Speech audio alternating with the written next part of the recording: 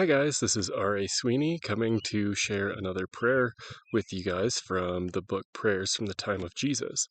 I'm freehanding this one again because there is a cow moose bedded down in the trees right behind me, and I'm kind of hoping that she might poke her head up for this video.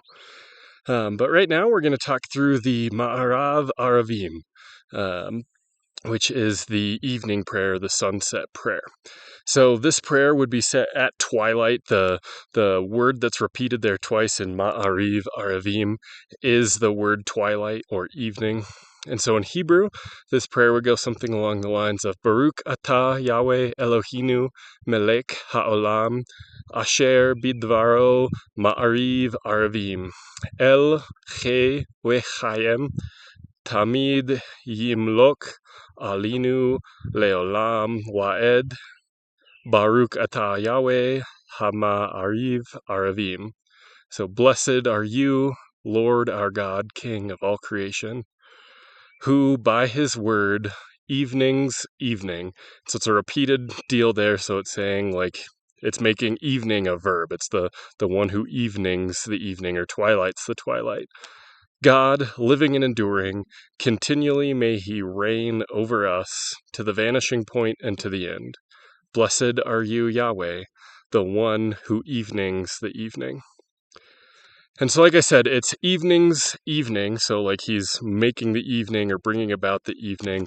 A lot of times when Hebrew words are repeated like that, it means like perfectly, so maybe it's perfectly brings evening or twilight's twilight. There seems to be a similar idea in the word for evening in Hebrew as there is in English. When you think about what the word evening means, it's an evening of the lights, or a twilight is like a mixing or a twisting together of the lights, or an in-between the lights. And so in creation, you had the two lights that governed creation. You had the greater light to govern the day, the sun. You had the lesser light to govern the evening, being the moon. And so this is the mixing of the evening light or the nighttime lights and the daytime lights is what the evening is. And so this would be the start of the day in the Hebrew calendar. It's the end of the day in how we think of things. But for them, it was a prayer for God to be the king of this new day that was just beginning at evening and extending through the night into the next morning. There's a lot of similar imagery between this one and the prayers that you say in the morning. It's a lot of the same words because it's kind of bookending the night and bookending the day. And so as darkness was descending, there'd be a lot of problems just practically. You know, they didn't have electricity and lights were issues, especially on Shabbat and things like that.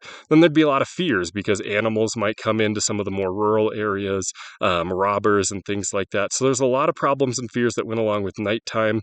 In the surrounding nations, they believed that there were malevolent beings that would come out at night and took dominion over the cosmos during that time until the benevolent ones could reclaim it. So it's not really a fun time. It's not a joyful time when you see the evening descending. And so this prayer is really saying, God, we're trusting you. You're bringing this evening. It's good because you are good. And so we're trusting you in that.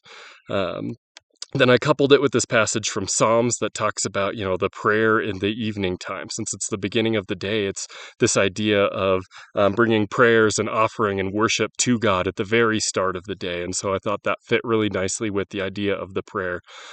So that is the Ma'ariv Aravim. Hopefully you enjoyed it. Stay tuned, and we will go through a few more as we keep going. Thanks, guys.